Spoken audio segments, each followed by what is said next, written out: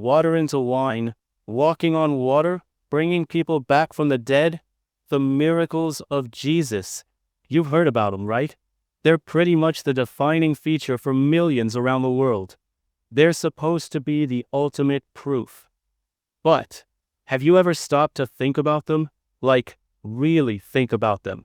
Because there's one thing about this whole mixed bag of supposed divine acts: healing the sick, casting out demons, controlling nature, that has always struck me as, well, kind of baffling. Like, if you were the guy who literally created the universe, why are you healing people by casting out demons instead of, fixing their biology? It's a bit like the ultimate software engineer trying to fix a computer virus by performing an exorcism. Look, these stories are fascinating, no doubt. They're woven deep into the fabric of history and belief. We all know of them. But what if the real story behind these miracles is way more interesting and completely different than you've ever been told?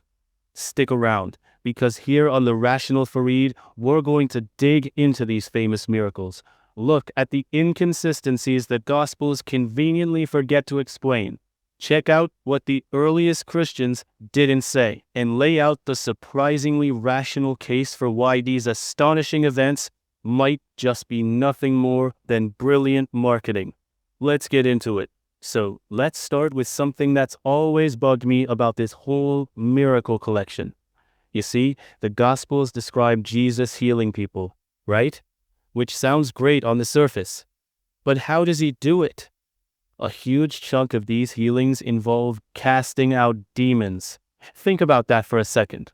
We're talking about the supposed co-creator of the universe, the guy who allegedly designed every cell, every enzyme, every biological process in your body. And his go-to method for fixing sickness is performing exorcisms. If you built the machine, wouldn't you know how it actually works internally? Wouldn't you know about, tiny little things like bacteria or viruses causing disease?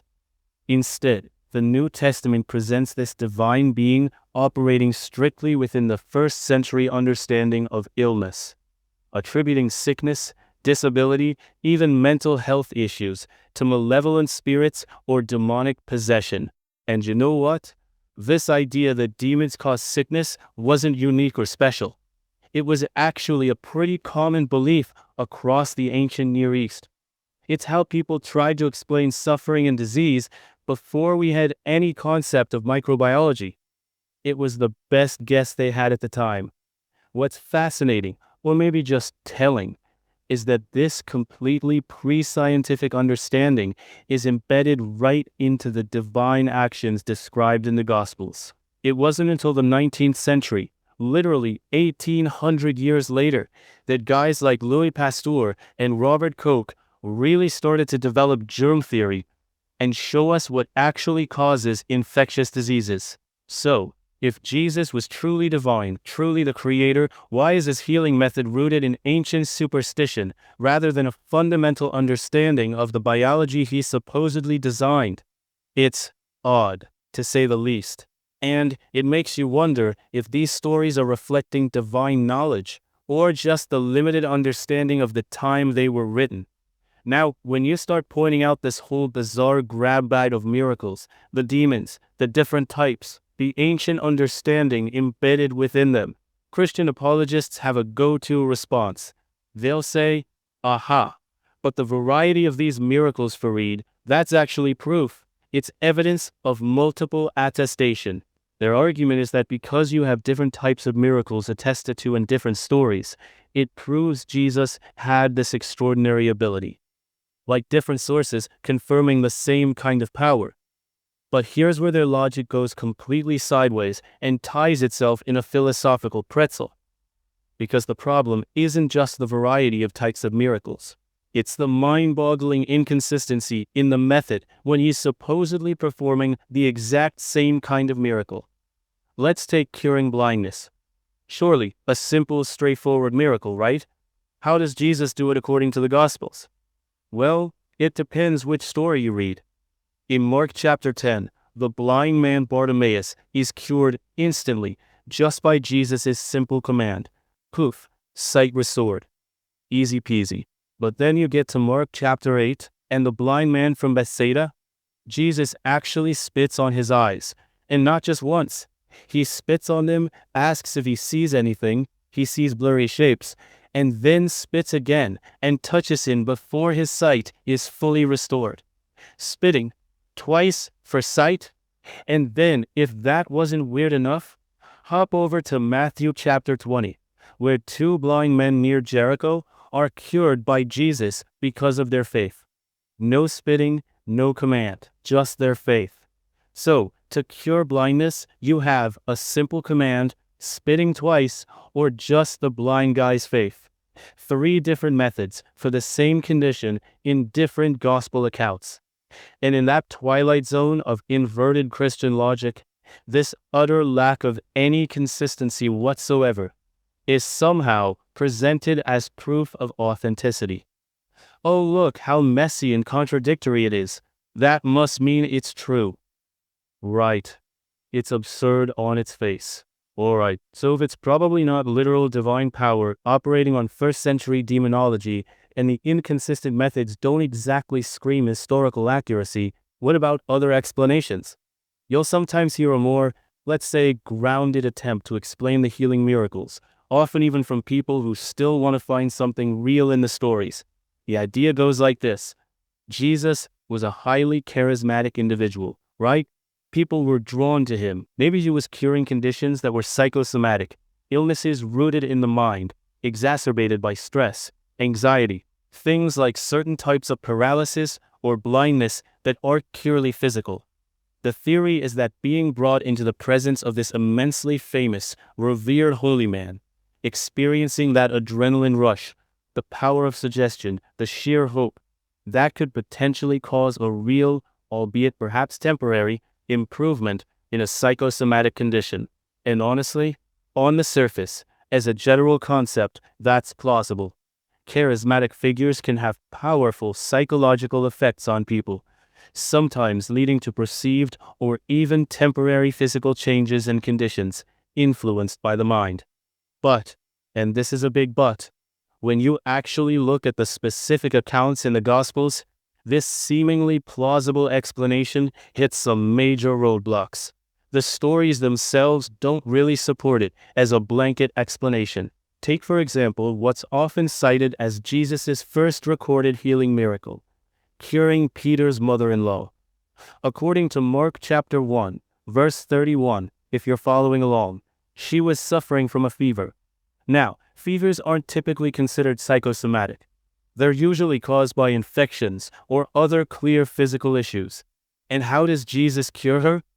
The text says he simply took her hand and lifted her up, and the fever left her. No long build-up, no intense psychological session, just lifting her up. But here's the really damaging part for the charismatic psychosomatic theory. The Gospels tell us that very same evening, after curing the mother-in-law, people brought him many others, and he healed them of diverse diseases. Many diverse diseases. Think about the timeline here.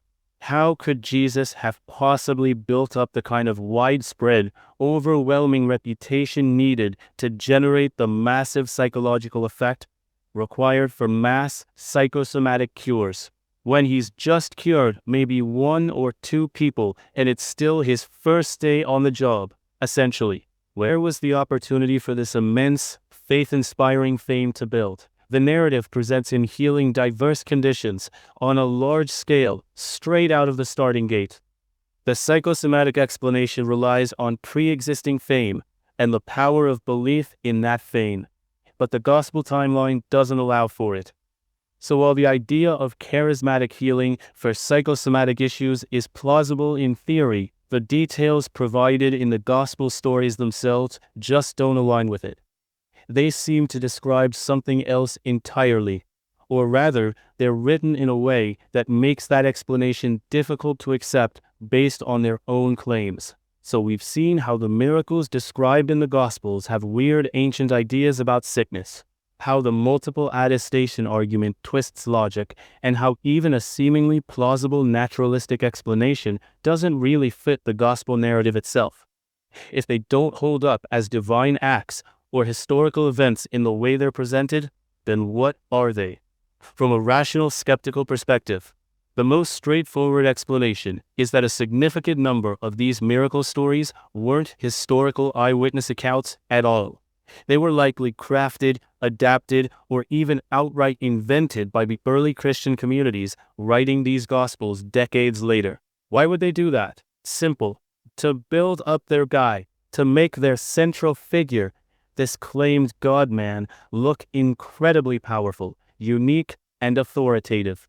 And just as importantly, to make him competitive in the crowded religious marketplace of the time. The Roman Empire was full of different cults, philosophies, and figures claiming special powers or divine connections. Early Christianity needed to stand out. And when you look at which miracles they chose to include, it gets really interesting. Some of them look suspiciously like they're trying to one-up the competition. Take, for example, the first miracle Jesus supposedly performs, turning water into wine at a wedding party. On the surface, it seems a bit random, not exactly curing the blind or feeding the poor, is it? But who was a hugely popular god around the Mediterranean at the time, deeply associated with wine, revelry, and myths about doing astonishing things with grapes and liquids? Yep, Dionysus, the Greek god of wine. There were even stories circulating about priests of Dionysus being able to make water flow as wine in their temples. How curious that the very first miracle of Jesus is this specific party trick, scaled up. It looks exactly like early Christians saying, "Oh, your God can do stuff with wine? Ours can literally create it from water." Or how about calming the storm with a command, or walking on water? Again, not exactly a life-saving miracle for humanity as a whole, but controlling the seas? Who was the powerful deity associated with the sea and storms in the Greco-Roman world? That would be Poseidon, the god of the sea, including stories where Jesus demonstrates absolute power over the sea and its elements. Looks a whole lot like a deliberate move to show superiority over one of the major pagan deities people would have been familiar with. These weren't random acts of compassion being recorded.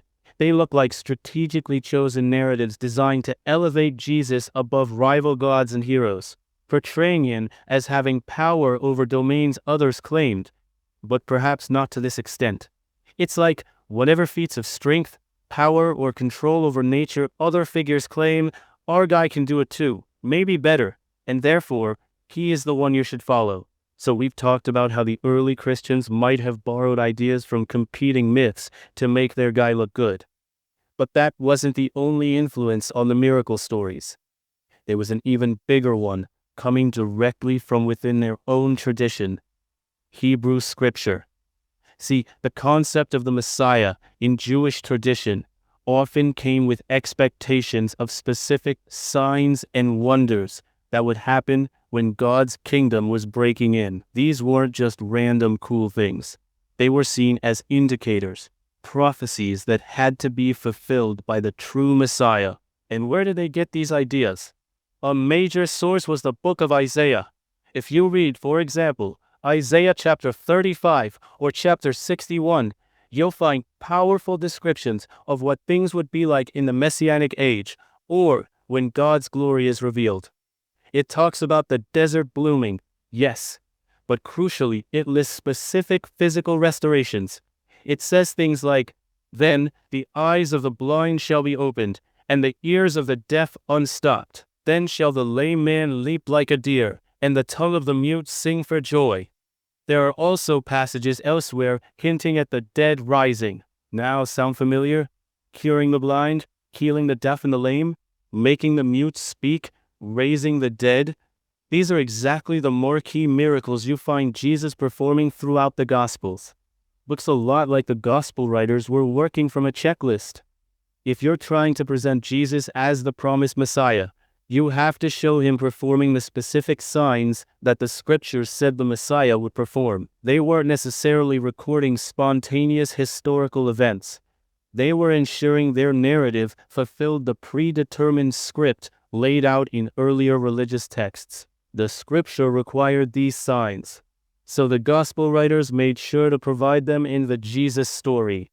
It wasn't about recording what happened. It was about making the story fit the prophecy to prove a theological point.